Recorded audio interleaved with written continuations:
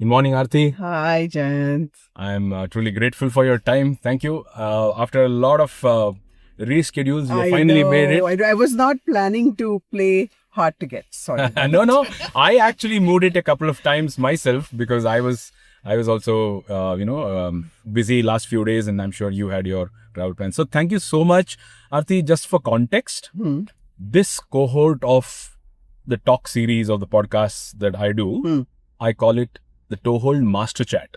The idea being, I talk to exceptional individuals like you to actually explore what they do and learn myself, but more importantly, also showcase the real work people like you do to the larger audience, especially audience who follows Toehold, who follows me, and all of that.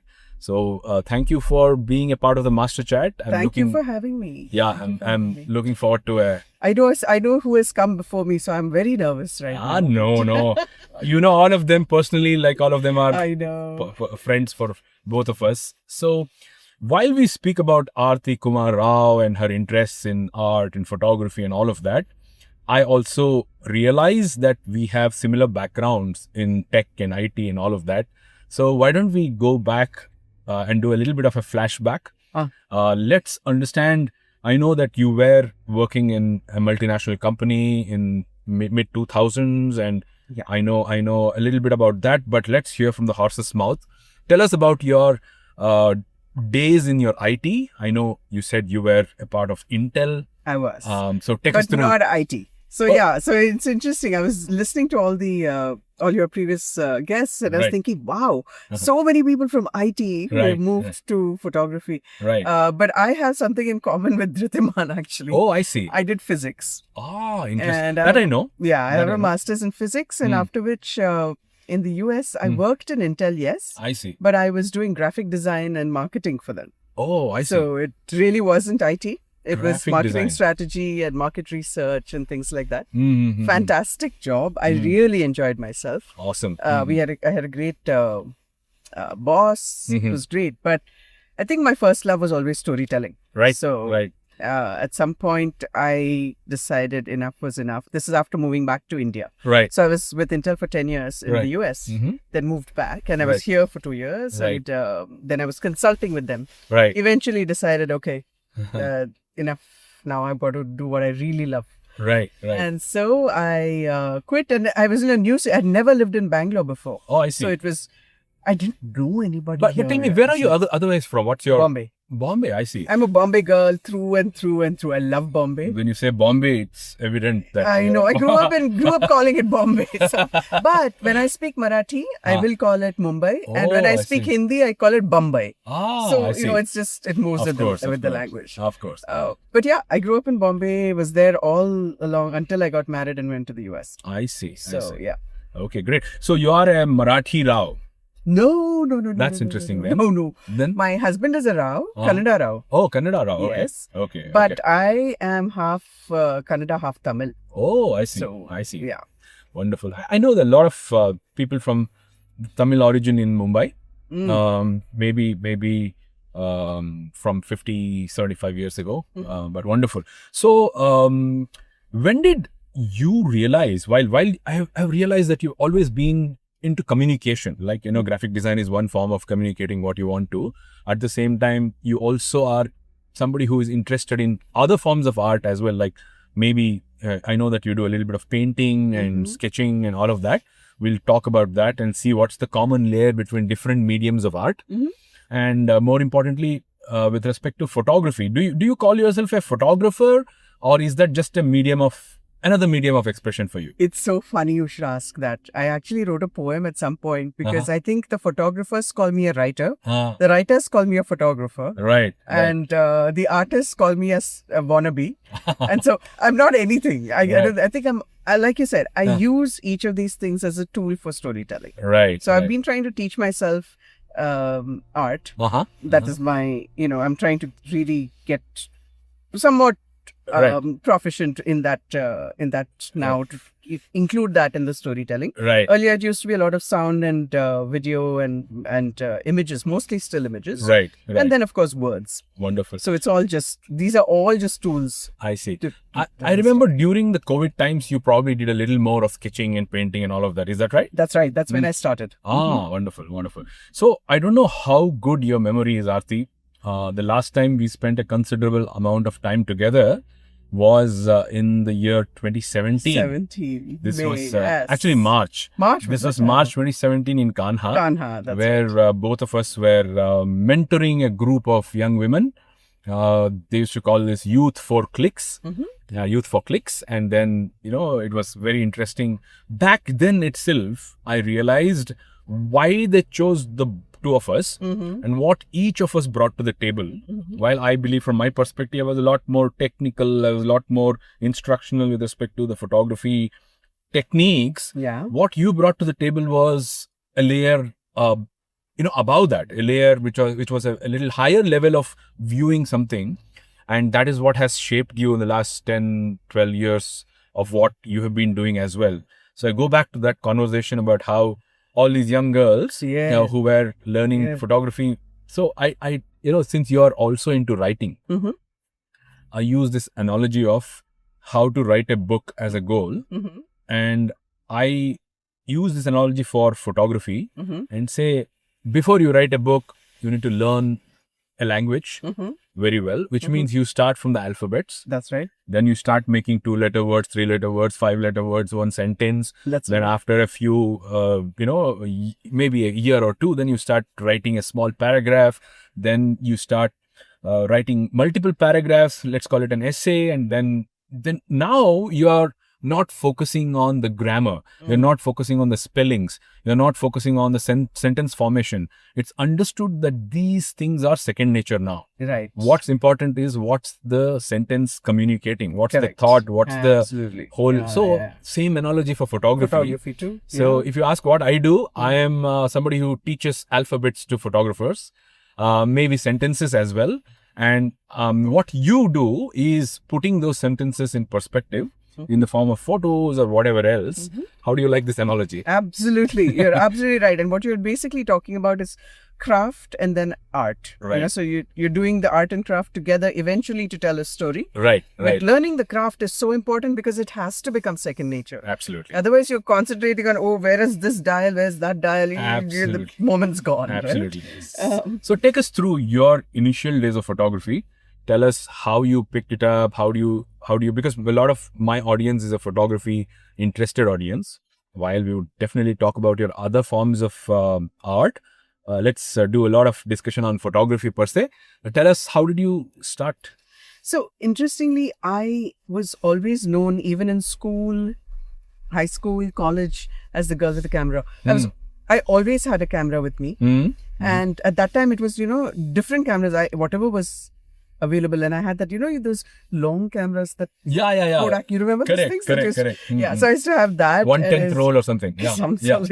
And then I did one modeling assignment. Right. And with the money from that modeling assignment, and my mom helped me a little bit. So you were a photographer or you were a model? I was the model. Oh, nice. So with that money, where you get money like that? 90s I'm talking about. Okay. So the modeling though gave me enough money to buy a second-hand Minolta. Oh, nice. And it was a film camera. Right. And then you had to pay for the film. Then you had to pay for the developing. Correct. I realized later on that, I need to save a lot of money if I want to do this. But I was just fascinated and I loved it. My grandfather used to always take photographs as well. So his Agfa Isoli 2 old camera, that one I used to use. So any camera I got, I would try and use. And I've always been taking photographs. Never had the lens to take wildlife shots or anything. And that I've been going to the forest since I was 5. Because we are from Mysore. So every time we came to Mysore, we would go to Nagarone. What are you saying? Mysore? Yes. Gottu nimge. On that Kanha trip. And remember, we were coming back. Oh, I see. You learned music with my cousin. Oh, wow. Suma Suresh. Oh, wow. Suma. Okay. Yes. The Madhu's Tires. Yes, family. Oh, exactly, wow, exactly. wow. Now Madhuta's I family. forgot this got into- conversation. Yeah, right. So she was Miss Mysore something as that well. is right, Miss Karnataka. or Miss something. Karnataka. Yeah, correct. So, Right. anyways, yeah, we're from Mysore. So every time we would go to Mysore, we would go to Nagarole. Right. So I always was into that, but never had the means to, of course, do wildlife photography. But Right. people, the travel, we used to go every, twice a year, etc. Someplace different. So Right. always, kind of seeing, Right. always looking, observing, right? Right. And so that's how it began. And then when I came back to India, like we talked about earlier, this was 2005. And then I quit Intel eventually 2007. I quit. Right. And then I was consulting with them. But in that period, when I knew I wanted to do this, that's when I came across, I think Wild Screen or something had a Bangalore. In British Commission, High Commission? Yes. I remember that. Yeah. And I showed up there. I had no clue about anyone. First time I saw Sandesh Kadur, first time I saw Kalyan Verma. And then I was thinking, okay, maybe I should try and talk to these folks to try and understand how to get into Right. storytelling. Right. And so I remember showing up at Sandesh's house. I think he was in Jainagar at that time. or Correct. whatever. Fourth T block. And he gave me a few books to read, and Nice. and then I got in touch with Kalyan all on the Facebook. I was just getting into Facebook at Right. the time. Right. So Kalyan, and then I somehow met Divya Muddappa, Oh, wonderful. NCF. Of course. So I started making these little connections, Mm. and then I did a couple of Kalyan's workshops, which Oh, I were see. great. Right. In and the so- Nandana Grand in Koramangala, right? Long back. Illa. I went for the Valparaiba. Oh, That okay, was okay. my first one. Divya and understood. Divya Sridhar, and so that was great. I in fact dragged my husband and my daughter, who was 9 at that time, 9 or 10, Right. along with me, and they also had a great time in Valparaiso. Wonderful. So, anyways, so that was when I started kind of getting into more nature and Right. wildlife photography.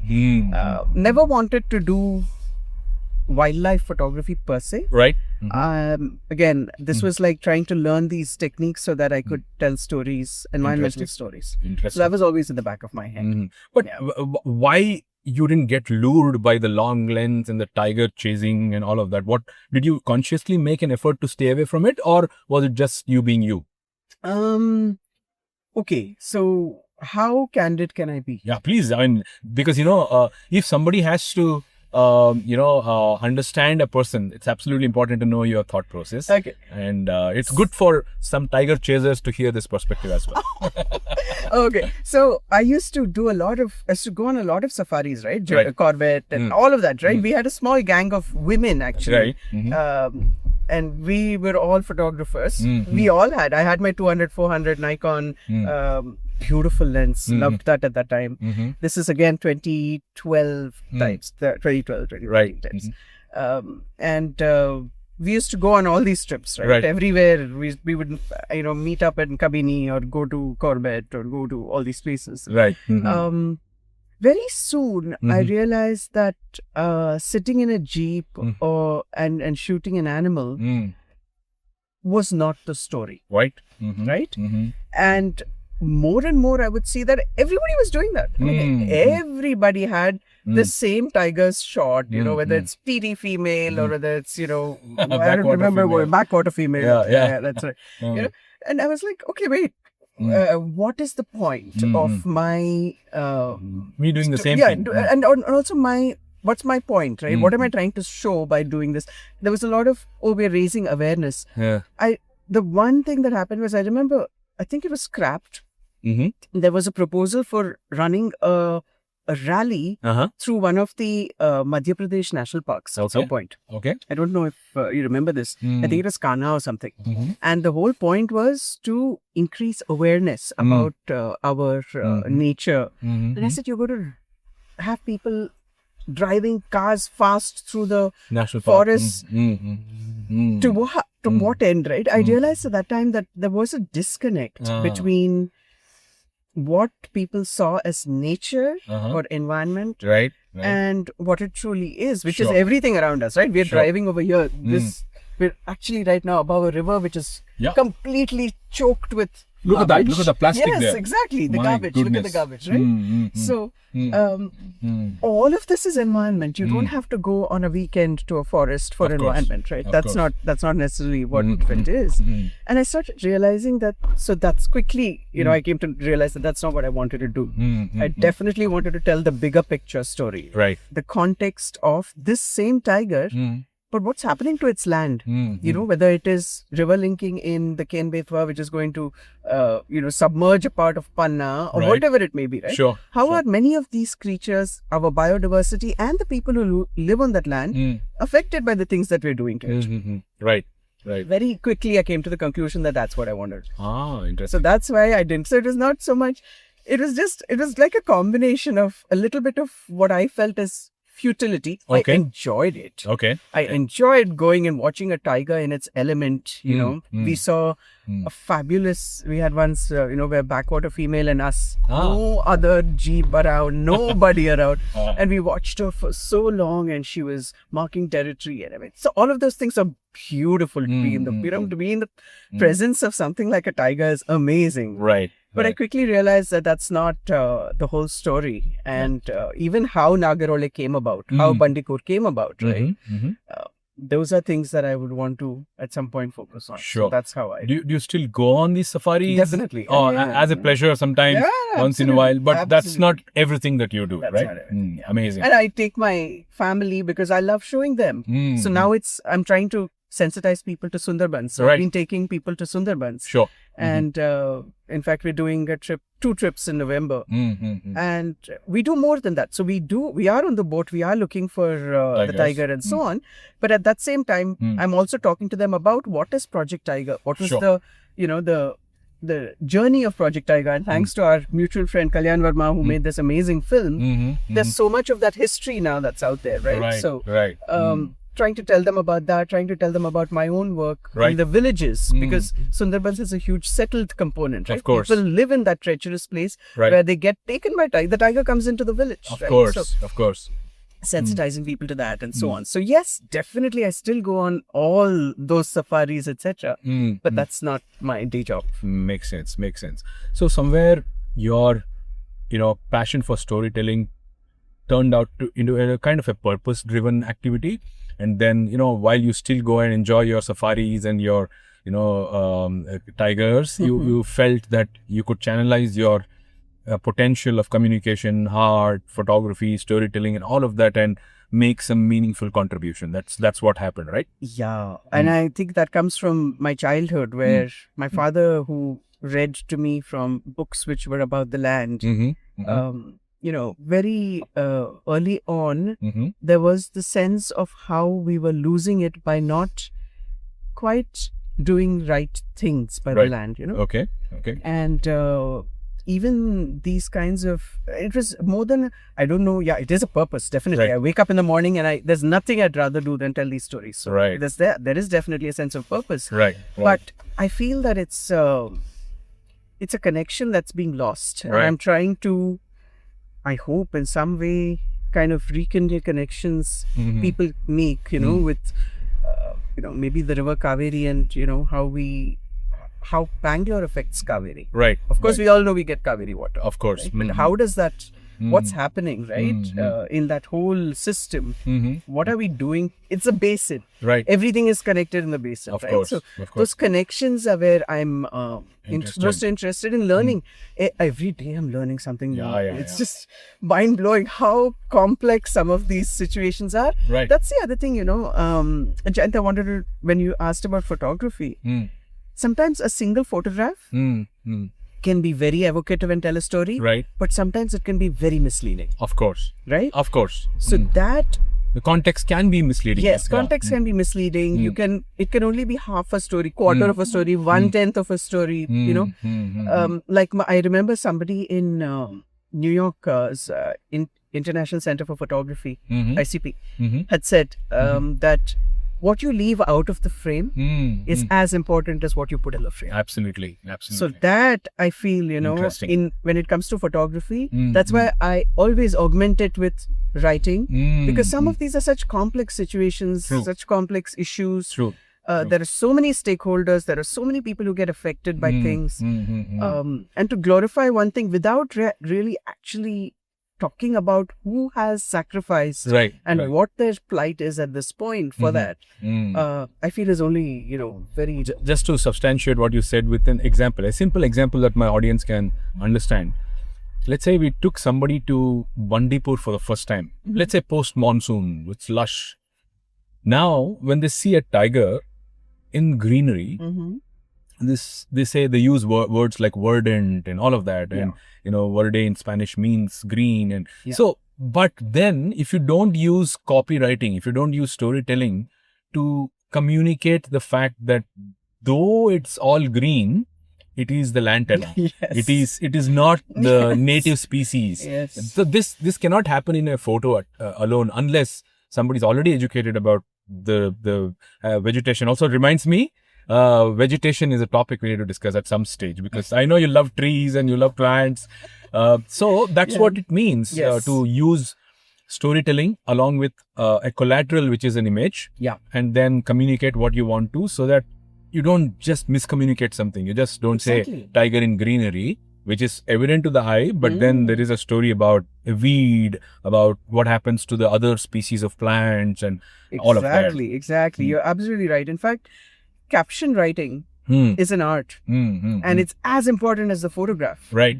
Just saying, like you said, tiger sitting in greenery, that's what you can see. But you have to contextualize that thing, right? So when you write a caption, it makes it plays with the image, and it makes it that much more powerful, and less misleading. True. In fact, I have a very strong opinion about people who say, why do you write a photo speaks 1,000 words and blah, blah, blah. I think they are coming from a lack of communication skills, of writing skills, of expression and all of that. But I do believe a combination of writing with photos and maybe even filmmaking as one of the other mediums where you mix the two is really a very impactful medium. Now, let's talk about something very interesting. Let's talk about your wonderful book, Margin Lands. Now, I want to hear about, for people who don't know about this book at all, even I know very little about it. I know what comes out in the public and as an impression on the book. I want you to please take us through this thought process of how Aarti decided to focus on this topic, and give us an overview of this book, please. Like with me, everything has happened serendipitously. Okay. I started in 2013 with a I engineered the meeting with S. Vishwanath. I don't know if you know him. Of course. So he's like the rain man of Bangalore, and much more also. And conversation with him in the Vittal Malia Road's Cafe Coffee Day. That time there was a Cafe Coffee Day at the Circle, right? 2 hours we sat, and he didn't know me from Adam, and I had Starbucks today.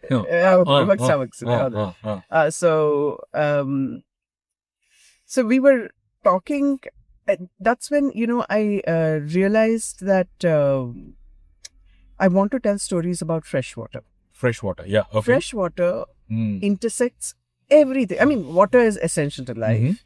And it intersects everything, because it intersects everything from health to biodiversity. Of course. Human health to biodiversity. Everything, right? Okay. Industry needs water. We need water. Creatures need water. Everybody needs water. True. So I said, okay, let's follow the history of, or the story of water across this developing nation, right? See how it goes. And I just started, by the way, all of this was self-funded. Oh, I see. Through all the savings that I had from whatever I had done with from Intel. I bought a D4. Oh, I see. I had my D4. I had 2470, sorry, 2470, and a 1424. Very heavy lenses. My God, I broke my back. I remember doing those things. But and a 70-200. I think these are the three things that I would carry. If I knew I was going for wildlife, I would take my 200-400. Right. But otherwise, this was my what was in my bag. I see. And just buying that, half my savings went. The rest, I had to use it for travel, to all these places that I wanted to tell stories, etc. Right. And so I just started where I went to the desert. I came back realizing just one trip to the desert, I can't come back with a story. I went back every month for a year and a half. Okay. Kept going back and, trying to deepen the story. Right. And then I started doing storytelling in the Ganga Brahmaputra basin. So then I went and parked somewhere in Assam again. Never been there. I see. So just starting from scratch, learning to see the landscape and so on. So this was 2013, 2014. When you kept quit, going. When you quit IT. Yeah, I quit even consulting. I was like, okay, done. Right. Because the way we all work, I think, Jayant, if you're not 100% in something, Of course. Of course. they'll be like, oh, you're half here, half there. Somebody is giving you a call, I have to take a call in the middle of some place where you're. Right. It just doesn't work. Yeah. So I had quit it by that time. And then I started traveling quite extensively in the Ganga Brahmaputra basin starting 2024. I went to the Bangladesh side of the Sundarbans first. No, I didn't see. even come to the Indian side. Wow. It was twice I went to the Bangladesh side of the Sundarbans before. Again, because Bangladesh, Bengal, it's all one. We have kind of Put the border. partitioned it willy-nilly like that. But it's one biogeographic region, right? Sure. So to tell the story, you have to go this side, that side, both. So Right. I used to go to a drop of a hat. I used to just take a flight to Dhaka and, Right. Wow. get the, what do you call it, quick tourist visa over there and, I see. that kind of stuff. I see. This was in 2014, right? You I could see. actually do that. I think now it's quite different. Okay. But I used to take a drone. I've taken a drone across into Bangladesh. I see. Into the Sundarbans there, shot in the wow. Sundarbans and come back. Anyway, so I just kept doing my work. So this was Is that one of your pictures of the river from the aerial view? Yes, Yeah, I remember that shot. yes. So and then so I kept doing this for a few years, desperately writing for grants. Because a lot of this work is slow work. You have to keep going back to places. Right. I mean, how much can I spend out of pocket? Yeah, this Of thing course. is expensive, right? Sure. So, used to desperately write for grants. You'd get like 1-2 grants, like, for telling one story, another story. So whatever I could get, I would get, and then I would supplement with my own, took personal loans, Right. things like that. So not easy, Right. but also I'm great incredibly commitment. privileged because I have a house and, Of course. so of course there's that. If I had But to... still, you don't have to take personal, liabilities to tell stories. That's pushing the commitment to a different level. Kudos. Yeah, but it's just I had to do it because I was trying to actually tell the story. Because each time I went, I realized, Jan, that we are shooting ourselves in the foot in so many ways. Of course. And it was just madness. I was like, what is this? What are we doing? Yeah. By this time, you must have got completely stuck into it to an extent where now you're forced to tell the story, right? Completely. 20 days of every month, I was out in the field. Shooting, talking to people, doing things, whatever, right? Right. And then who's going to publish? Not everybody has the appetite for something like this. Right. So then tried to get it published, but then it was not happening, Then that's when in 2015, we tried to start Peeply. I see. Okay. Prem Right. Panikar, Right, of Rahul course. Bhatia, I Kalyan remember Verma that. and I. I Right? remember We that. tried to start Peeply. Peeply because- Live or something used to call it, right? No, Peeply. Peeply Live is Amir Khan's. Oh, yeah. No, mixing it up. I don't know. We just called it Peeply. Peeply, okay. But the point about Peeply is actually this. We Uh-huh. are actually passing, for your people who are watching this, we are passing a lovely peepal tree under which 4 people were sitting. Right. What are they talking about? They're talking, probably exchanging stories of their day, Of right? course. What happened yesterday? What Arali happened? Marakatte. Adhe. Arali Katte. Correct. Arali Katte. And so we thought, okay, let's call it Peeply because that's where stories are told. Right. And told every day, deeply, about things that are otherwise not talked about. Correct. There you'd hear about why do actually floods happen in Assam. In the mainstream, you'll hear, oh, floods happened, this happened, that, this many things were washed away. It went into Kaziranga. It's supposed to go into Kaziranga. Because it's a floodplain. Floodplain, yeah. Yeah. I mean, what? So, those kinds of things, right? We're trying to demystify some of these things which we have just completely gone away from. Like, from an audience perspective, the word desert, the word deserted makes you feel like desert is one hell. But that's a thriving ecosystem, right? Yes. So I Thank you understand. for singing my song. That's exactly right. I'm a champion of the fact that, you don't use such words as, Arey Banjar Zameen, desert, and all that stuff. It's a thriving ecosystem, whereas some of the things we do after mining a place, that is Banjar Zameen. That is a dust bowl. And they kind of get equated saying, oh, you've created a desert. No. A desert is, you go there and you'll see so many signs of life. Yeah, right? absolutely. Anyway, yeah. So things like that. Then Passing Leka. a beautiful wetland. Oh, wow. Yeah. Hyacinth. Lotus. Lotus. Wow. We might be able to see some jassanas. I can see some coats there. Ali heron there. Yeah, beautiful. Beautiful. This looks like some Vader's place. ಎಲ್ಲಿದೆ ಇದು ಜಾಗ ಇದು sunshine smart school let's remember that okay So anyway, so Sorry. it was no, so we tried to start deeply, where we were telling stories deeply. So Kalyan, nice, we started deeply telling stories deeply. it was actually, I think that was what our is it? was our slogan, telling stories deeply. Anyway, but I didn't realize it rhymed with deeply until just now. Right, of course, that's why it was a punchline. Anyway, so Kalyan brought in the wildlife part. I was doing freshwater, and so ecosystems around freshwater, wetlands, etc.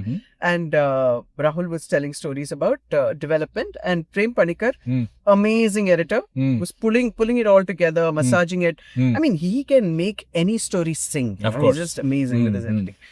So we tried to start that. No funding, though. No one wants to read, to learn, to go deep. Everything has to be quick, fast. How many stories are you going to publish this month? It has to be 20 stories. These stories don't get told like that. Of course. They're You need to spend time. stories, yeah. Yeah, interesting. So well, I cut you there because you mentioned something which triggers my next question. Now, here's a huge cohort of people who I deal with, where they come on a Friday, book my workshop on a Saturday, Sunday, and Monday they go back to office with a lot of, weight in their heart, thinking when will they go back to the forest to implement the lessons, the learnings, the new cameras and all of that. Next weekend they go to Pandipur, Kabini, let's say. Sunday evening they're driving back to Bangalore with 2 sharp photos which are outstanding, and they can't wait to process them on a Sunday night, and they are forced to post it on a Monday morning. Whereas here somebody like you who spends weeks, days, months, sometimes years building a context, building some material so that you can put together to tell a larger story. Now tell me, how different is the thought process from instant gratification of putting out something versus building it over time and holding back publishing to fit the real pieces of the puzzle? So how is the thought process different? Yeah, and I think, it also comes down to what is your intent. This is my life. Right. This is storytelling is my life. For a lot of your clients, they probably have other lives, and this may be a hobby. Right. I don't know. Of course. Right? Of course. So if that's the case, then that's why they want to do it on a weekend. Right. And, post it on a Monday. Sure. So it's more of a, it's like a, you step out of your life for a bit, come back in kind of thing, right? Yeah, it's entertainment of sorts. Yes. Sport of sorts. Correct. Whereas for me, I don't even know it is a weekend. Right.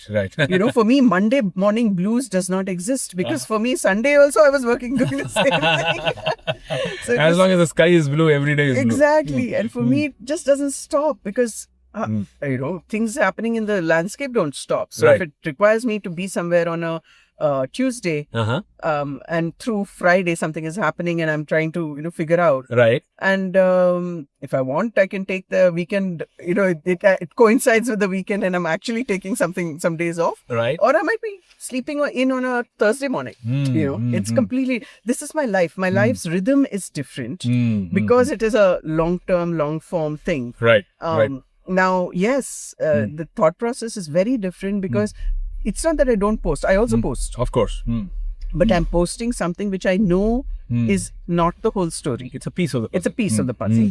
And I make sure that I present it as a piece of the puzzle to the extent possible. Sometimes I might slip up. Right. It might not happen. But very often I'm very aware of the fact that, I can't post this without posting this and this and that. That's so many things. Of course. So these days, of course, with Reels, you're able to say, speak, Mm. kind of Have introduce the voiceover. thing. Yes, all those things, right? Mhm. Early on Facebook, you would put one thing and then, you couldn't even put a picture and a video in the same, post at that time. right? Absolutely. So, anyway, so it's a different thought process, but also, I think a few of us, Jayant, have realized that posting on social media is no longer the end game. Alva? Howdy. That's It's not- a means to it's something. It's a means in many ways. It can be means to many things, but that's not what we live for. Of course. Alva? Of course. It's lovely. It's a great way to publish. We are living in a time when all of us are publishers. Imagine in my mother's and father's time, if you didn't know an editor and all that, where would you get anything published, right? So we have a lovely opportunity right now to all be publishers, but with that comes also great responsibility. Of course. Alva? Of course. How? What do you say? How do you put it? What are you trying to tell people? Right. Well. And all of that. So, yeah, it's a completely different thought process. And for me, I'm willing to let it coalesce. However, we were talking about the book. I just kept doing these things. I didn't even think of a book. I had never thought of a book. I see. The publisher came to me and said, hey, you're telling these amazing, interesting stories over time. Why don't you put it into a book? Makes sense. And very soon after that, COVID hit. Mm. Yellow Kagala. Okay. So then might as well sit and write. But it's also a good opportunity to slow down and reflect on what you have been Exactly. through and see if you start already making- have something. Exactly. And you make connections between the things that you have. You're looking at a body of work, So while Peeply was also trying to do that, we didn't get any funding at all. It was popped. Maybe the timing was a little, it was too early in the day. I feel if you do it now, maybe the reception would be different. Maybe. Yeah. Maybe. But if you have to wrap up Margin Lands in a couple of minutes, tell us about what this book is about. Sure. What's the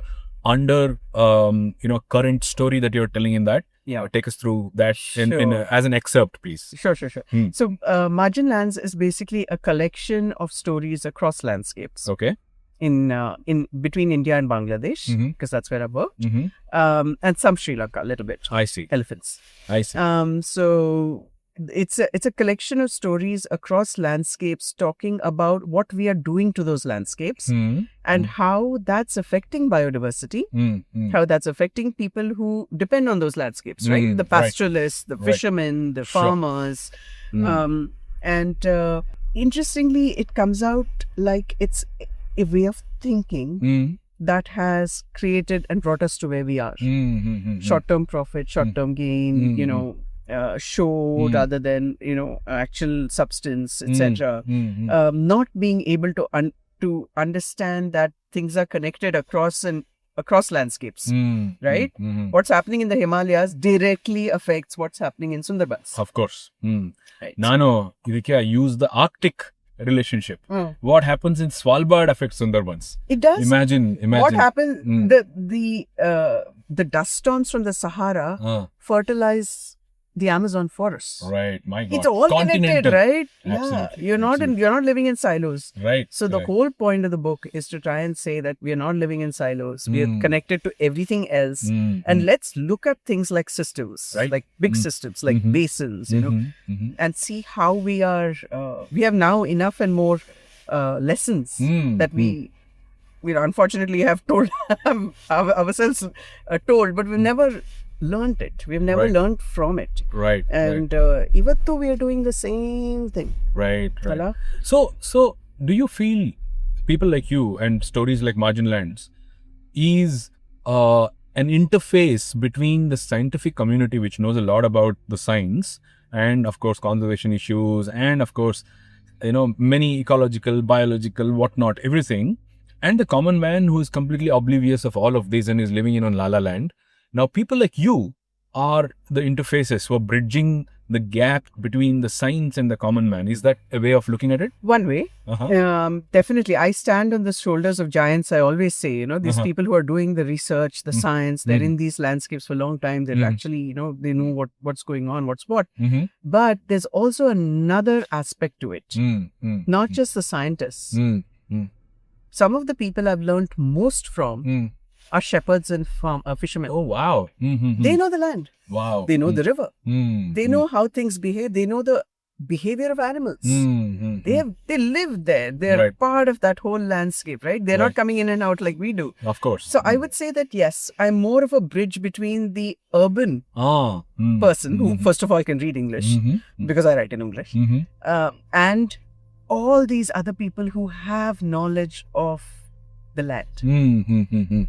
Where I go, I listen, I learn, and I'm trying to amplify that. Sure. Or simplify that. And trying not to be too simplistic either. Sure. But telling it via story, it's much easier than, giving a lot of data and stuff like that. So Right. their work is to collect the data because that's the bedrock of understanding. Right. However, then there is the lived experience of all these people, right? Who will know that, in this place you cannot plant this tree because it will not grow. Of course. Right? We won't know when we come here. Right. So that kind of knowledge, that kind of very barefoot knowledge. I know I'm using a cliche, Right. but that kind of knowledge is also as important, I feel, Right. especially in the current, with all the changes happening, Sure. because they for years know, they know in a drought year what to plant. They know when it floods what to plant. In Sure, fact, very recently, I'll give an example. I was in Sundarbans on the settled side, and I met a farmer, lady farmer, who had planted high yielding varieties of rice. I see. The whole hybrid green revolution rice. and all Okay. that. Okay. And in 2021, there was this huge cyclone called Yash. Right. It came and it just inundated the whole island. There's a Sagar Island in West Bengal. I see. Fully inundated the island. Right. Everybody lost all their crops. I see. She came out the next morning after the cyclone had passed, and a few stalks, which were completely down, stood up. Oh, wow. Tall stalks, 6 Oh. feet tall stalks. I see. This was ancient rice that she had planted just to keep the line going. I see. And she realized that these are not affected by saline water. They Ah. like saline water. Wow. Wow. So she now has a way of, in this season, planting this because even if they have storm surges and saline water comes in, she can survive. Wonderful. That kind of knowledge, where do we have? Of course. Of course. And so that's a traditional knowledge which I feel is has been passed on from generations. Yes, and they've seen changes. They know. In fact, even between this side of the road and that side of the road, there's a climate difference. Of course. There's a slight, microclimates are different. But people know, and to recognize that and to... So I think I'm a bridge because I'm just going and listening to all these things. I have no knowledge of my own. Right. Literally. This is all their knowledge that I'm trying to put together in a story. Wonderful. And it's... Perhaps that's what is the role of a storyteller, right? I mean, you're not telling what you want to tell. Yeah. You're telling what is there, and you different perspectives and different, school of thoughts and different experiences. Yes. That's wonderful. I'm sure this will come in the comments by somebody or the other. How does one obtain a copy of Margin Lands? Are you selling on Amazon? Where it's is it? everywhere. It's on Amazon. Yeah. Wonderful. It's on Amazon. It's everywhere. It's in local bookstores if that's your dig. If you feel like patronizing a Champaka, like for example, Oh, in I see. Bangalore, I see. they have it. Sapna? Bookworm. I see. Our Church Street bookstores, all of them have Oh, it. wonderful, So, yeah. wonderful. I'll definitely link up the Amazon link, if not any other, so that people who are interested in reading about this. I'm sure I've realized a lot of people, if you sensitize them about something, a small crop of the people would probably want to know more. There'll be a lot of others who will say, "बहुत सारा problem है दुनिया में. I go for my entertainment on the weekend." Which is also fair. Totally fair. But there are some people who would like to know more. The other thing is, of course, that I have read the book out, and so that's also available on Audible. Oh, So if you're nice. stuck in traffic, which Bangalore mein to we have lots of chances, Oh, wow. you can put on the audiobook and... Did you see that? What was that? ದೊಡ್ಡ ಮರನ hack ಕಡ್ದಿದ್ದಾರೆ. Oh, ಎದುರುಗಡೆನೂ ಕಾಣಿಸ್ತಾ ಇದೆಯಲ್ಲ. I one more topic after this. I need to take a camera break because we've about done 45 minutes. Wonderful. One of the topics I want to discuss is my deep love for ficus. And we'll talk about that. We'll talk about that in just a bit. Okay. One of the topics which I think is common because I know you from your ferns and from your plants and from all of that. For me, I don't know any other word than love and for the trees, especially the ficus. Because I was born in a temple house which had a 20 feet dia Arali Mara. And I'll tell you a very real story. One day, I called my dad and said, Appa, do you have pictures of the Arali Mara? Because my childhood was Arali Mara, and during some times of the year, I couldn't walk out of my house without stepping on Arali Hannu. Whole floor would be Arali Hannu. Now, he said, Ayo Magu, 2 days ago this tree fell down. I said, I got a dream about this tree today morning. Whoa. At 5 a.m. I called him and he said, 2 days ago this tree fell down, and he sent me pictures of the tree across the Ontikopal road. It's a 120 feet long tree. It's big diameter, and it fell across the road. And I was I don't know how I got the dream just in time. So it was a part of my childhood and upbringing. Tell us about how did you get interested in trees, plants and vegetation in general? Yeah, I had a very interesting and very lucky childhood. Okay. I grew up in Bombay. Right. But it's not the Bombay one would imagine. Because I grew up in a colony. My father worked for Tata Power. Tata Electric anta ittu avaga. Okay. He was not very popular because he was espousing renewable energy even at that time. I see. And these guys were a thermal power plant. So I see. he was not very popular. This is in the 70s. I see. Anyway, so I grew up in this colony which was, even today, it is fully wooded. Oh, I see. I used to go for bird watching in the morning, Sunday mornings. There's sister and I see. And we've counted, I think, up to 56 species on just a 1 hour walk in the morning. How that? And all kinds. Pittan, Indian pittan. Oh, in Bombay? Where is this? Chembur. Near Mysore colony. Very close to Mysore colony. My best friends lived in Mysore colony. I see. I know. Nimage go to Mysore colony? I mean, I someday in the map when I was scanning Bombay, so nam school bus Mysore colony inda nam colony bandu we just can we talk in Kannada? Of course, I mean absolutely. Yeah, okay. So it would pick us up and then we would go to school. So yeah, Mysore colony is right. I used to cycle to Mysore colony because my friends were there. Wow. Yeah. So I've never been there. Oh, okay. When I was that is also very green. I have this bad habit of zooming into maps and so Same I remember when I saw Mysore there, I was like intrigued, and that's why I remember. Same habit. Awesome. But so Mysore colony is very green. BPCL, Bharat Petroleum, very green. All these colonies are extremely green. I see. So I had the good fortune of growing up, but also my father is an environmentalist. He walked with the Save the Western Ghats March and Narmada Bachao. So he's always been into those kinds of things. So that's where the influence comes from. Yeah, big time. Trees were very important. Mother comes from a family where her father was a very eminent botanist. So trees again, so both sides there's a lot of talk about trees. So now in the Ithera, if you were driving, all of us in the family, we would have been talking about this tree, that tree, naming trees. This is a plantation. There's a plantation, yes. But it's I saw some eucalyptus in the back as well. In the eucalyptus. I think This looks like some. I don't know what this is, but definitely it's not a natural tree. It's not. It's an indigenous species. Right. Interesting. So always loved it, and special love for ficus somehow. Nangu ashte. Tumba, especially banyan and strangler figs and some of those. Now that I've started learning a few more names, I know, but almost all fig trees. Right. Very, very nice. I don't know what is Attimara? Do you know what is Attimara? It has this fig. I think. It's a fig tree, but. I'll have to check. There's all these species, subspecies and species and stuff like that.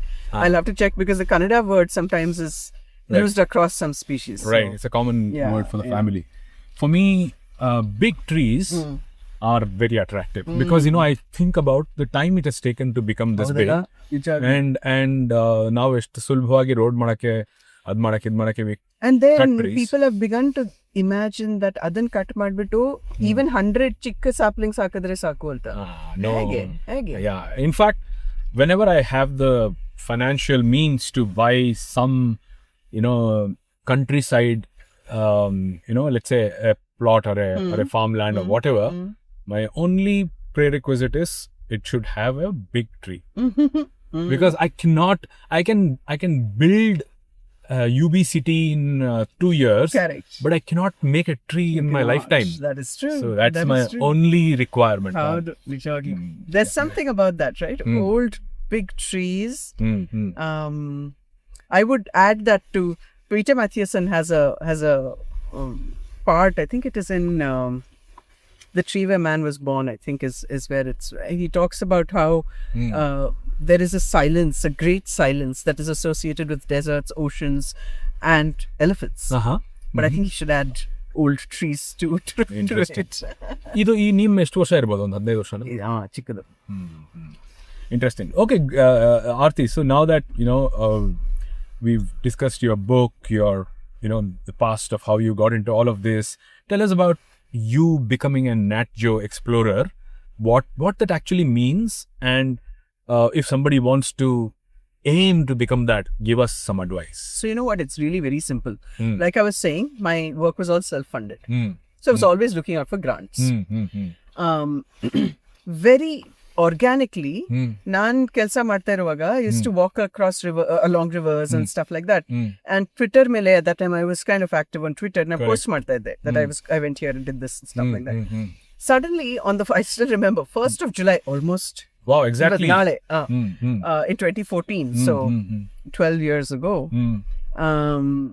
I woke up one night, I think at 1 o'clock or so in the morning, and I see that Paul Salopek anta, obru, he has retweeted my tweet. Oh, wow. And said fellow traveler anta. Oh. And Paul Salopek is a double National Geographic, he's a double Pulitzer Prize winner, National Geographic fellow at that time. Right. And he was walking the world. And I was following his journey, but I was like, how did he hear about me? And he tweeted and I was just completely floored. Right. But and so I thanked him, of course, and then we got chatting.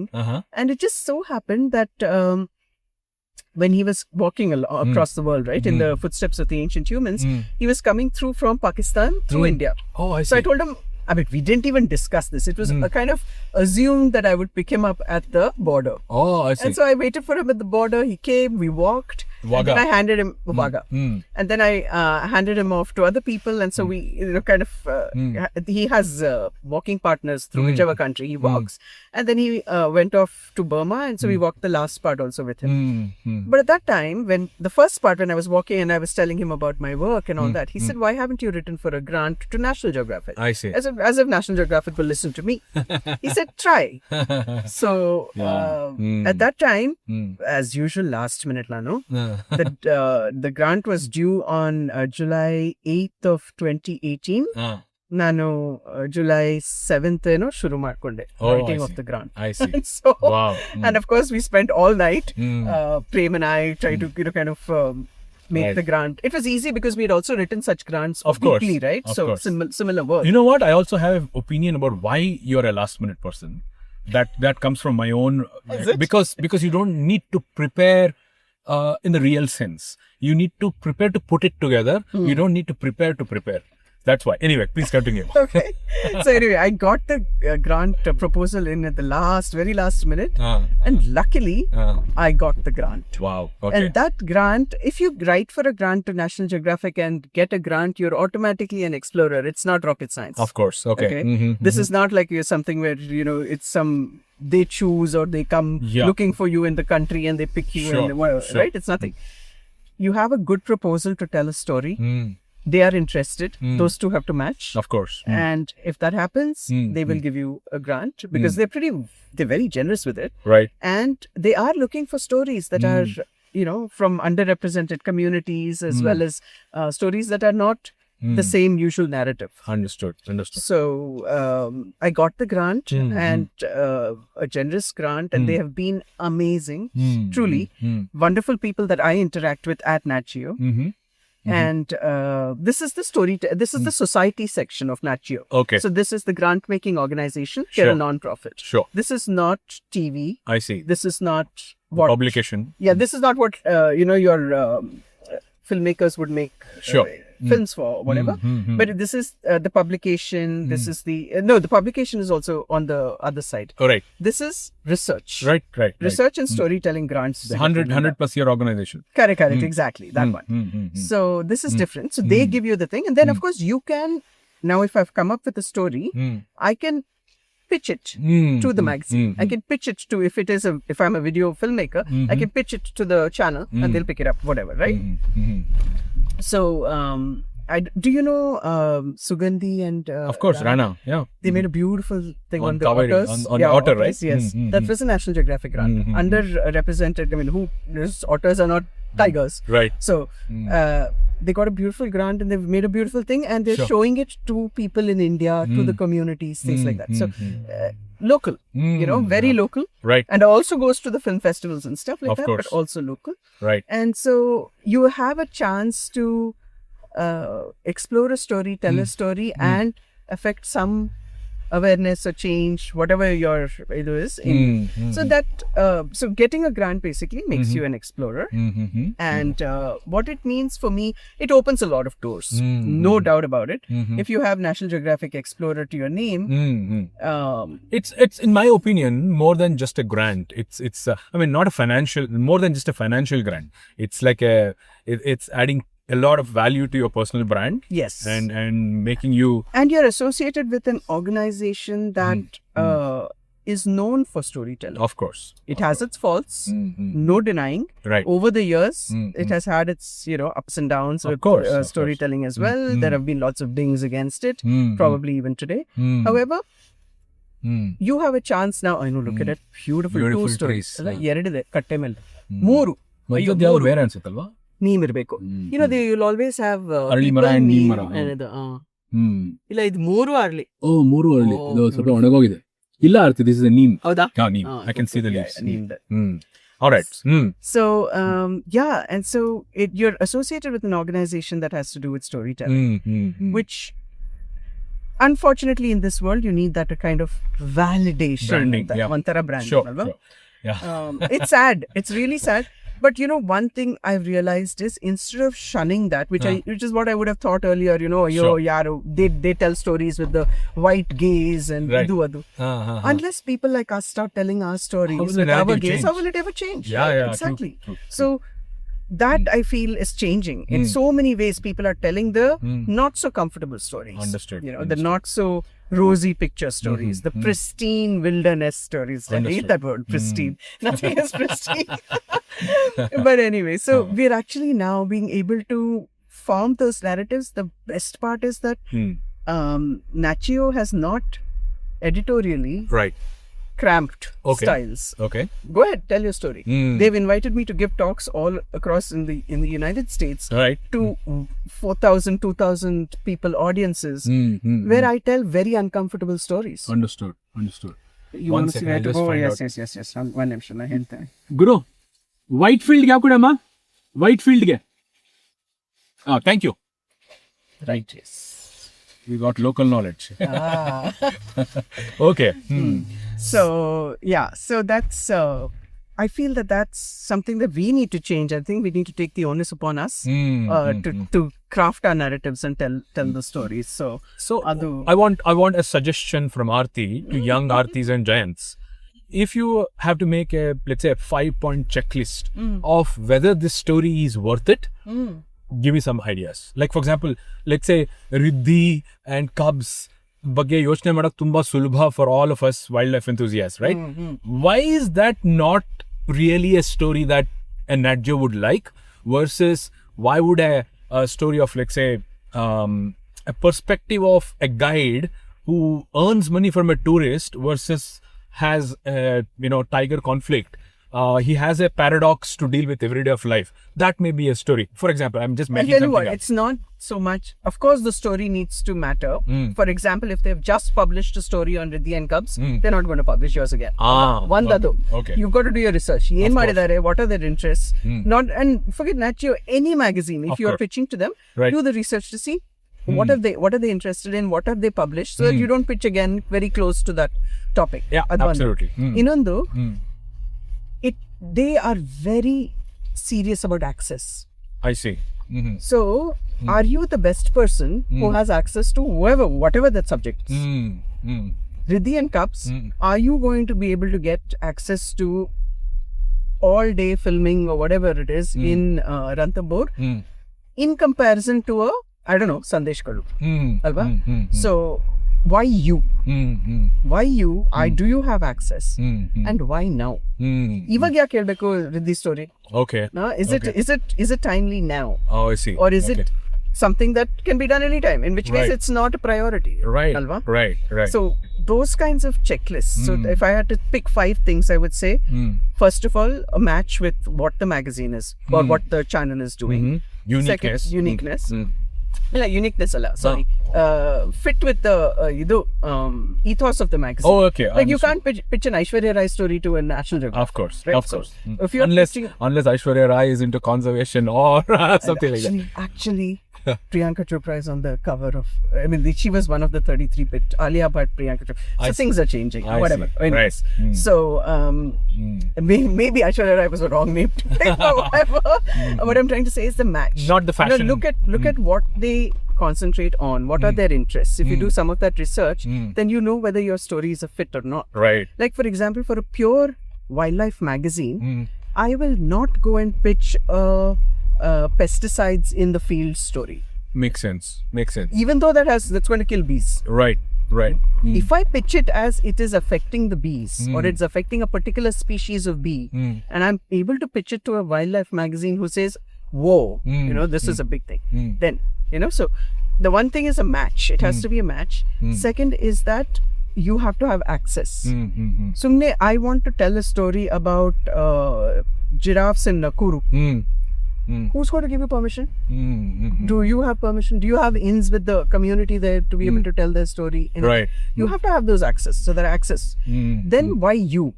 Are you good at this? Right. Are you doing this well? Have you done your hard yards to pick up the skills? We were talking about craft in the beginning. Ala? Correct. As it becomes second nature, are you able to pull off doing these things? Like for example, I will not pitch for a story which is going to require camera traps. That's not my expertise. Right. Understood. I know Prasenjit is going to definitely be a better guy. Of course. I might be able to partner with him and we can pitch it together. That's okay. Good. It's not my expertise. Of course. I can't just fool my way through it, because in the end they're going to look at the results and say, what the hell is this? Of course. Right. Of So, course. so why you and why now? Right. So that is very important.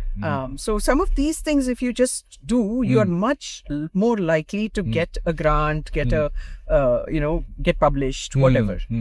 And grant is also very important in how you tell the story. So Okay. work a little bit on your communication skills, Right. so that you can make people say, hey, I want to hear this. I want to hear more.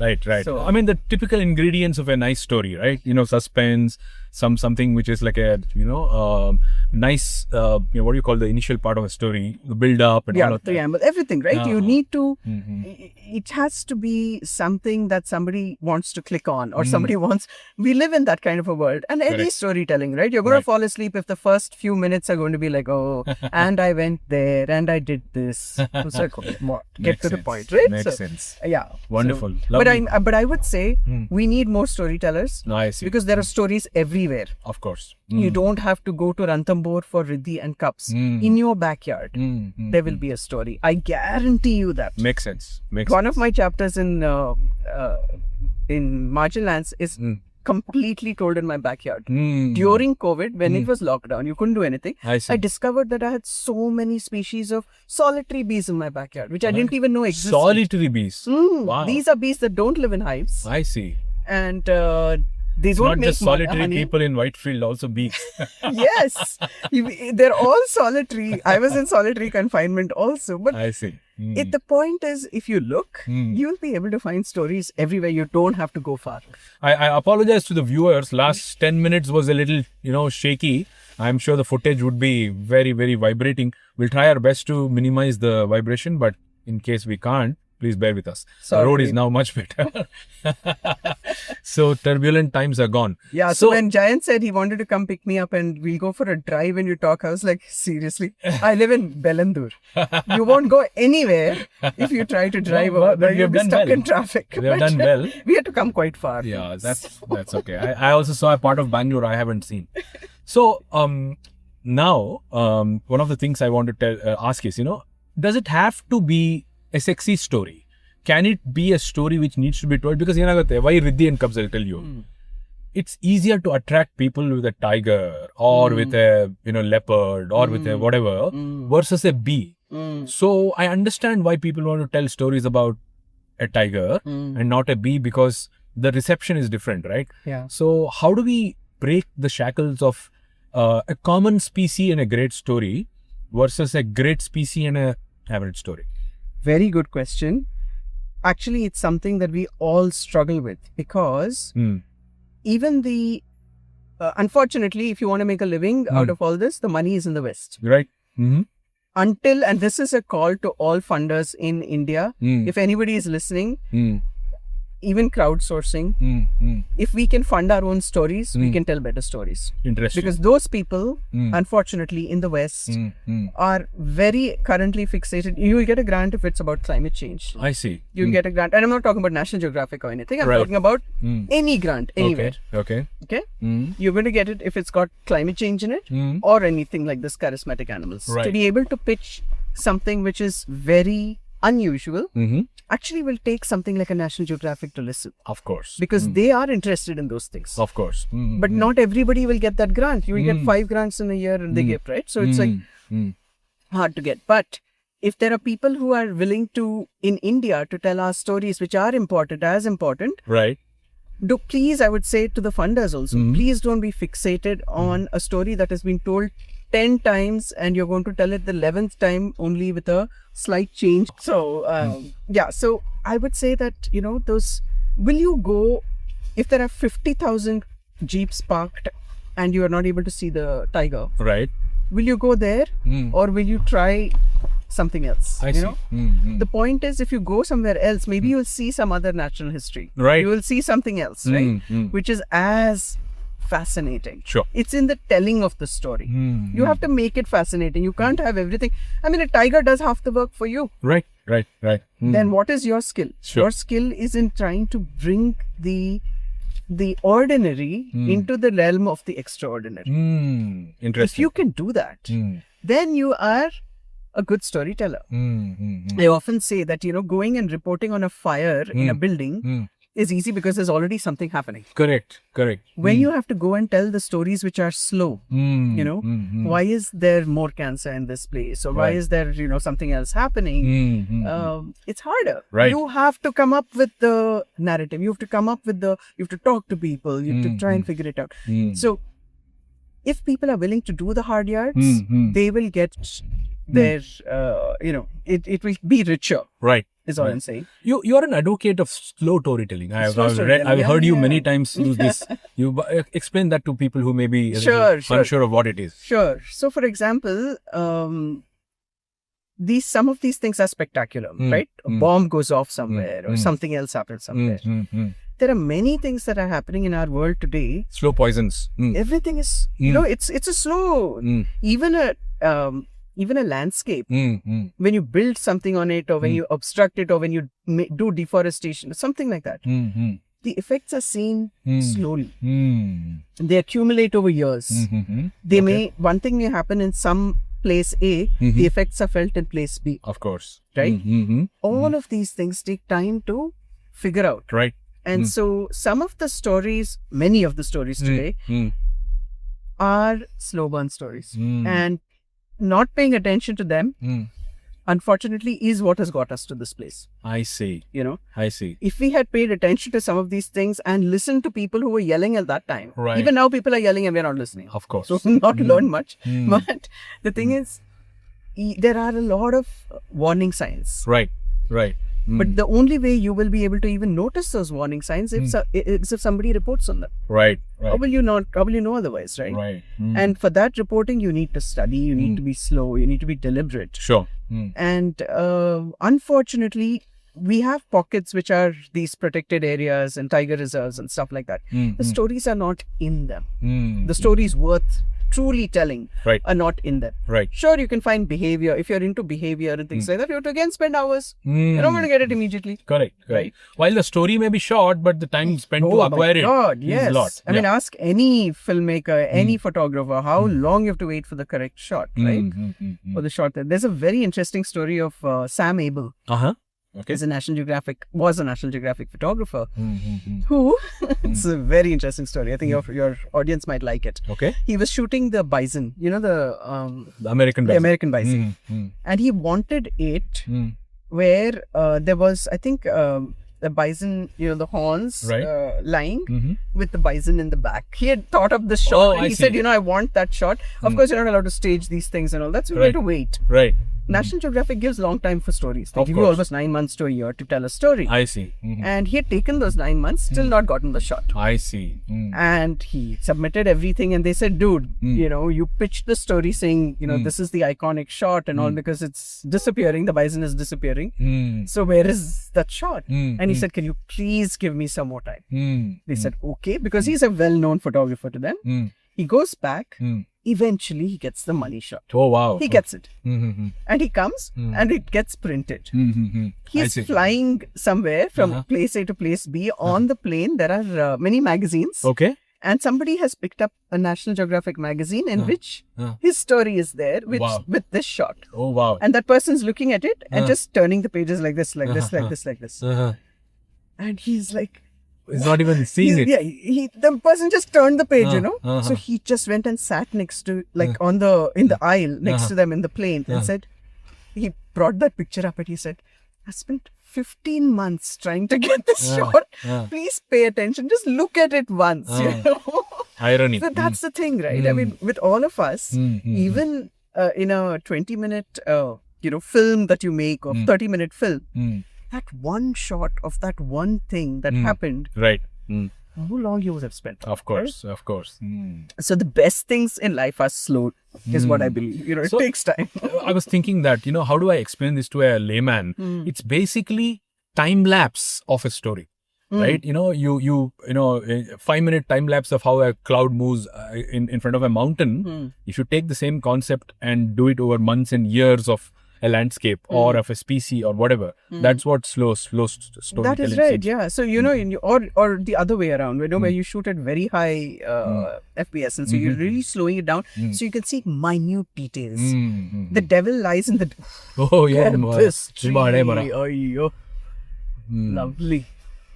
ಈ ಏರಿಯಾಲಿ I suddenly realized so much of people, what do you call banyan trees. Banyan, ficus, all ficus, so nice. Look at the way it's spread out. Idu one the temple. See, I feel sometimes, the best protection happens if you tie one thread around a tree. It's at a temple. True. It's sad, but Absolutely. yeah. Anyway, so yeah, it is, it is slow, and it's the details are most important. Right. If you miss the details, you can gloss over things, and then you end up in, kinds of Sure. ಬೆಂಗಳೂರಿನಲ್ಲೇ ನೋಡಿ ನಾನಿರೋ ಜಾಗ Bellandur Mm-hmm. ಹೇಗೆ they've built on it because they have not taken into consideration The lakes. the valley. See, Bangalore is all like this, right? So you have It's a depression. valleys, depressions ನಲ್ಲಿ ನೀರ್ accumulate ಆಗೇ ಆಗುತ್ತೆ. ಅದ್ರ ಮೇಲೆ build ಮಾಡಿದ್ರೆ ಏನಾಗುತ್ತೆ And ಅಲ್ವಾ? that's what has become brand Bengaluru in different parts of the country now. Silicon Valley, I'm telling you, I live surrounded by tech parks. It's become so warm because Right. it's so hot there. Mm. Yeah, so what I'm trying to say is that we need to pay attention to some of these details. And coming back to the trees, man, look at we can't get this in 1 or 2 years, right? So what we have and then protect ಮಾಡಿದ್ರೆ, ತಿರ್ಗಾ slow ಅಲ್ವಾ? unless we come up with some culturing method where we'll build a people tree in 6 months, ಆಗಲ್ಲ. it's unfortunate. It's crazy. Unfortunate. Yeah. Arti, I have a question. Now let's look at two personas, as we call it in the marketing language. One is a photo enthusiast, male, female, doesn't matter. They are wanting to, of course, I have a lot of advice for people how to build the skill. Now, I want you to give them advice on how to build beyond the skill. How do you take it to the next level? In at Toehold, right now, we are using an expression. We say, don't just click, make it count. That's what we are using every day because we feel at some point you have to make it count in some ways or the other. So now give some perspectives on Aarti's opinion on how to make it count. Tough one. But they have a great head start because I sat through your lectures, Jayant, and I don't think anybody can teach the craft like you do. Oh, thank you. You mean I'm the Youth for serious. Clicks? Yes, okay. yes. Going back to that time in Kanha, Right. that week in Kanha we spent, Right. every afternoon he would teach the kids, the Right. youngsters, young Right. girls. Hmm.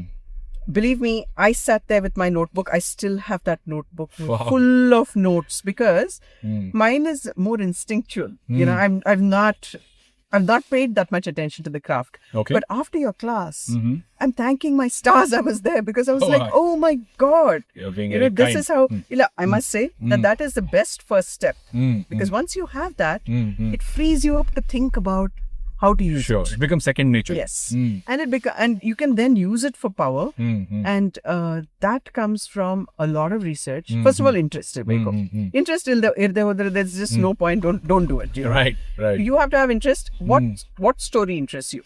Freshwater interested me. Hmm. Maybe solid waste management interests you. Right. Maybe trees interests you. Whatever, right? Definitely. Like I have a friend who is trying to document all the big old trees in India, I and see. he's trying to publish that book. Wow. But the point is, what interests you?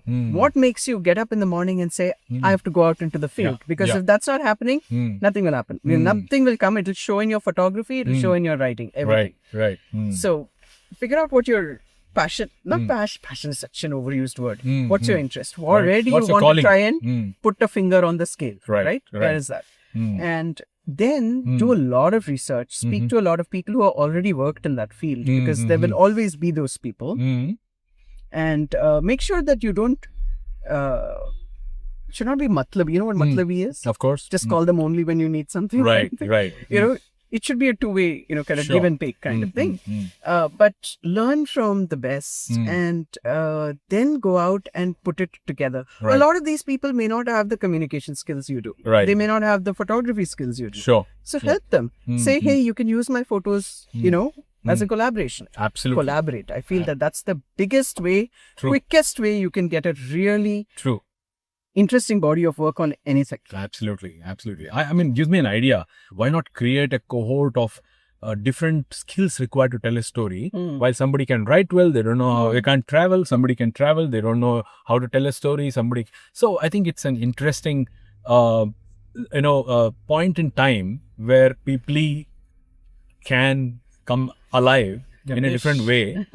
If not, I mean, Yeah, I'm using it as an yeah. example. Yeah. It's like I'm sure Nature in Focus, I'm sure Round Glass Sustain. These are all examples of how some good intended people are helping tell stories by not telling it themselves, by enabling storytellers. Yes, absolutely. One thing that I would kind of exhort all your audience and anybody, even my audience everywhere, right? Anyone to think about is all of these things that we have mentioned, Nature and Focus, Round Glass Sustain, National Geographic, all of these things are read by a certain kind of people, Correct. right? Documentary, Sure. and whatever. If you see a documentary, how many people see a nature documentary? How many True. people will see it, right? It is this, there are people, it's that same group of people that see it. How do you get The common this man. guy to care about that thing that you're trying to tell a story True. about? True. Alva? Mm.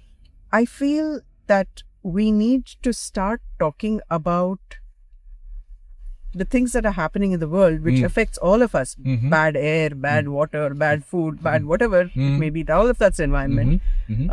Loss of biodiversity, loss of forests, everything. You're right. We need to start talking about that like we talk about politics. Understood. Everybody knows, they all have an opinion on politics. Mm.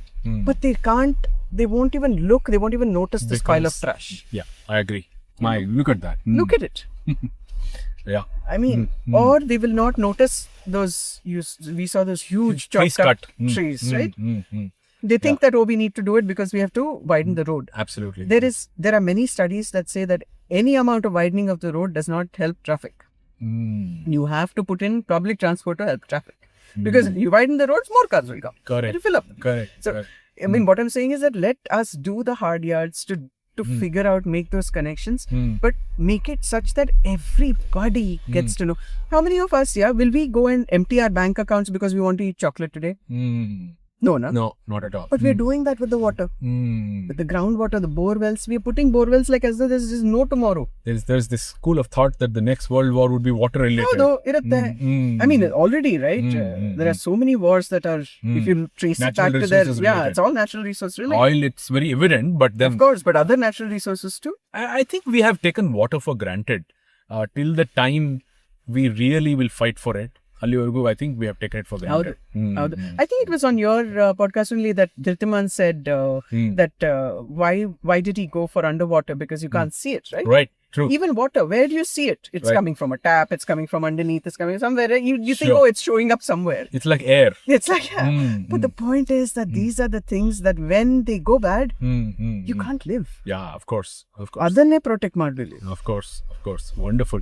That's amazing, Aarti. So I think it's time for me to think of how do we close this beautiful conversation we have had. I honestly didn't think we would speak for so long. I was thinking, because it's not an everyday conversation for me with somebody like you, who is a mixture of many different forms of expression.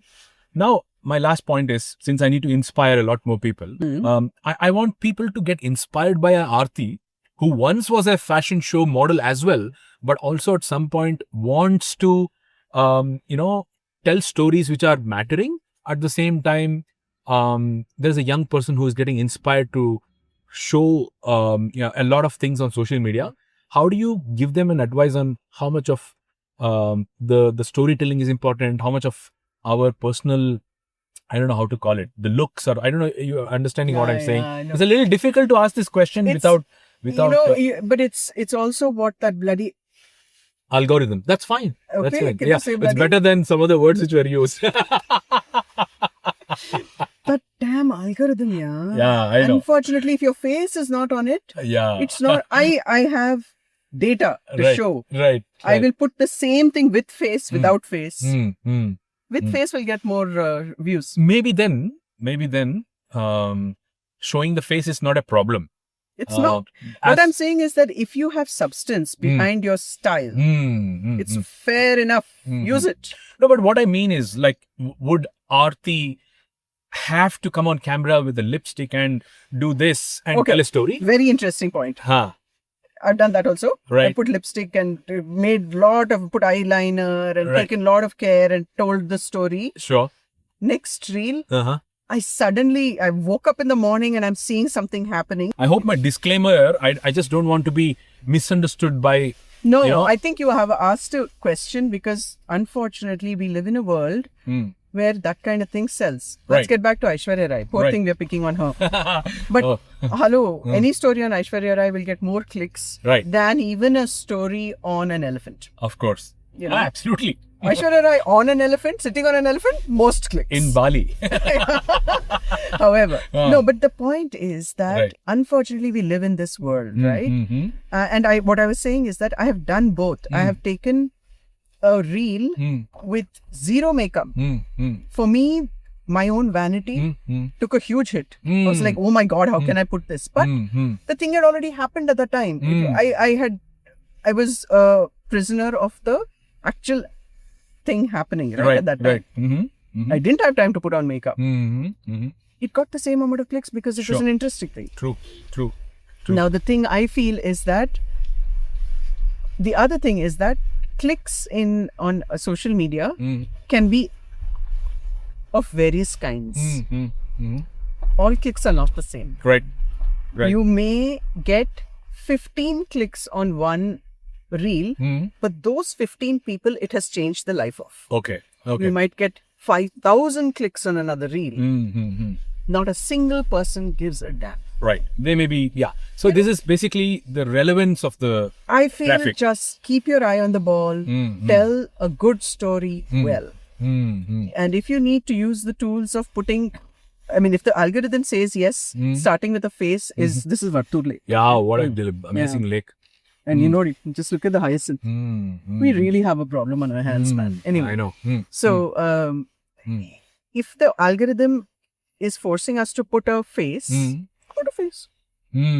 As Sure. long as you are not compromising on the integrity and the solidness of the content. Of course. Let the content be there. Sure, Yeah? And don't present content as like Ranthambore is not pristine wilderness, right? Do not present content as something it is not. Okay.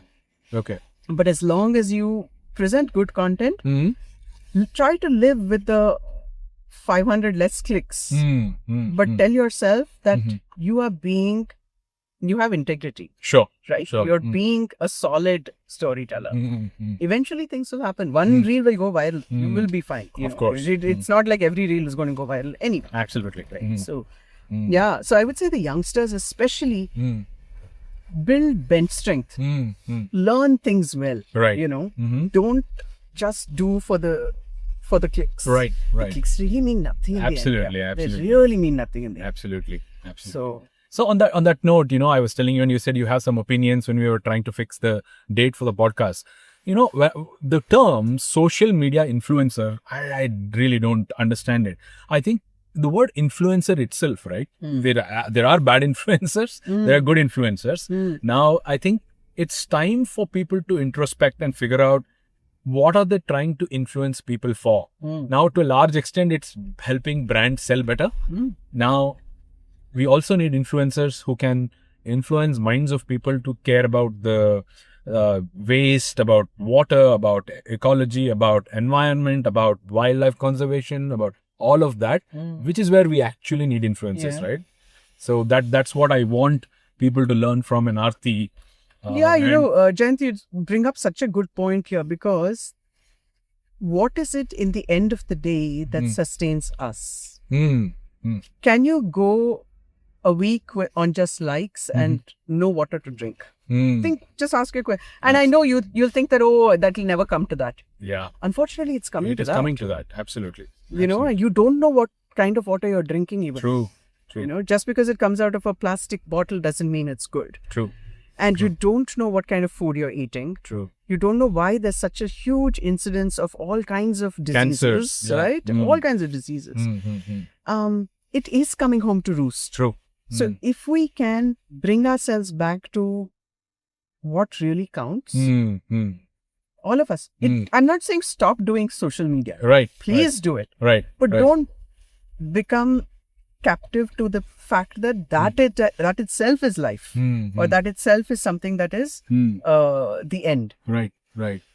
The social, unfortunately, it's a great way. While it's a great way to get the word out, it also makes you, especially youngsters, it makes you feel that the wrong thing is the payoff. Right. As a woman, we have an advantage in another way. We can understand what women are going through. Okay. In the sense that if you, for example, go to a rural area or something, where women are shy, Right. they're not going to come out and talk to you. Sure. They're not there. They'll be coming out and talking to you. Sure. They'll want to talk. They'll want to say, even in Kana, whatever, right? Even to the, if you talk to guards, guards may be a little more because they're more Interacting out with there others. and interacting with people, but others.